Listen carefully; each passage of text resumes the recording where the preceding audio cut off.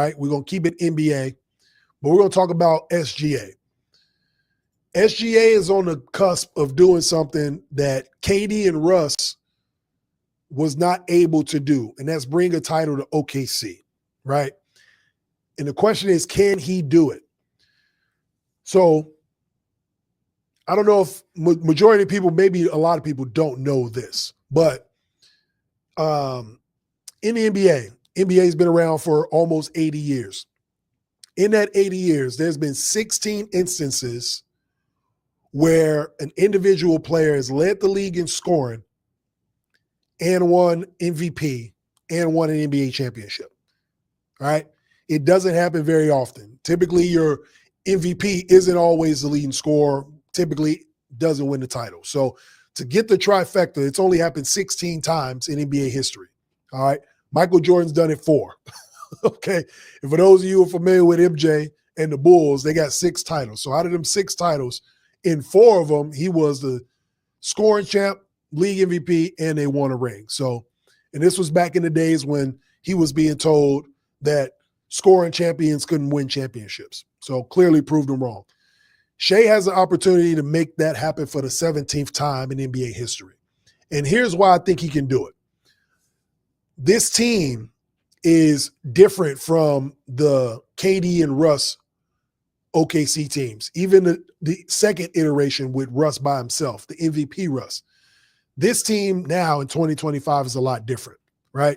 They're a young team, but they're battle-tested. They got a lot of playoff experience now. So those are the similarities of that 2012 Thunder team that went to the finals, right? Young KD, Russ, Serge Ibaka, James Harden. Those are the similarities. Young, little bit of playoff experience, kind of chipping away and getting to a NBA championship. The biggest difference, though, I believe, is the depth of this team, right?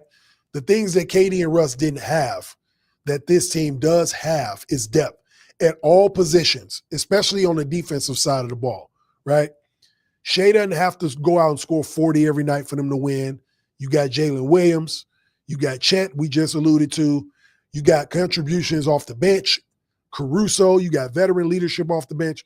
They got a lot of things that the old Thunder teams in the 2010s didn't have. And I think that's the biggest separator. So whoever they play coming out of the Eastern Conference, OKC is going to have the better backcourt with Shai and Jalen Williams, 2 all-stars. They're going to have the bigger and taller front court with Hardenstein and Chet. And then you got arguably the best on-ball defender at the small forward position in Lou Dort, right? So if you're the Pacers or the Knicks, you ain't going to be able to hide nobody on the defensive side. And everybody on OKC starting lineup played defense, right? And I don't think people understand how tall Shai Gilgeous-Alexander actually is at the point guard position, right? He's the 3rd tallest dude in the starting lineup at point guard, right? He's taller than Lou Dort. He's taller than J-Dub. I've seen him in person. I've seen him play. He is a legit 6'6". So he's always going to have the matchup edge over any point guard he plays against, right? Size-wise. He can shoot over anybody.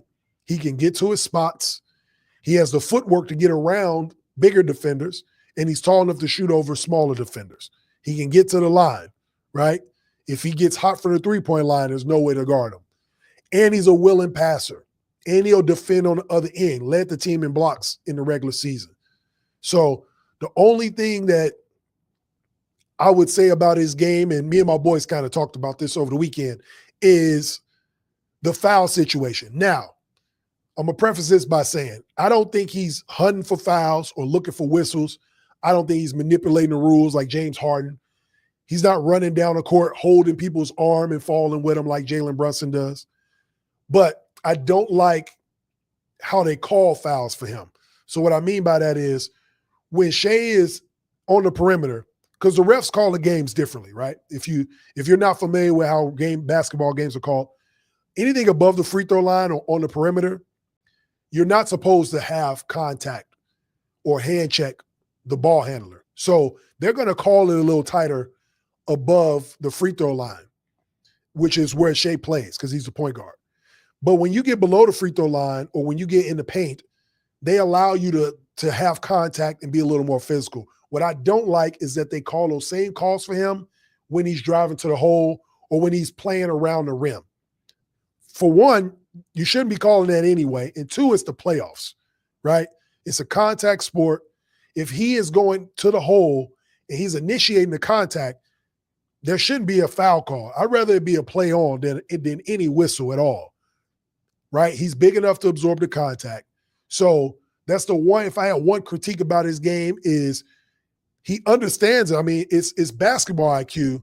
I just wish the refs would identify that and let the guys play on because the refs watch film too. So at halftime, the refs are going into the locker room and they're watching the film of the first half because they want to see the momentum. They want to see how the game's being called, what mistakes or what adjustments they can make. If certain players are trying to manipulate the whistle, and they adjust as well. So I feel like they need to do a better job of that when it comes to Shai, especially when he's around the paint. But other than that, I don't see any way that this OKC Thunder team doesn't get to the final and win it. Because from a matchup standpoint, like I said, the biggest separator between this OKC team and that KD and Russ team and why I think Shai is going to deliver an NBA title to Oklahoma City is because of the versatility and the depth of that team on both sides of the ball.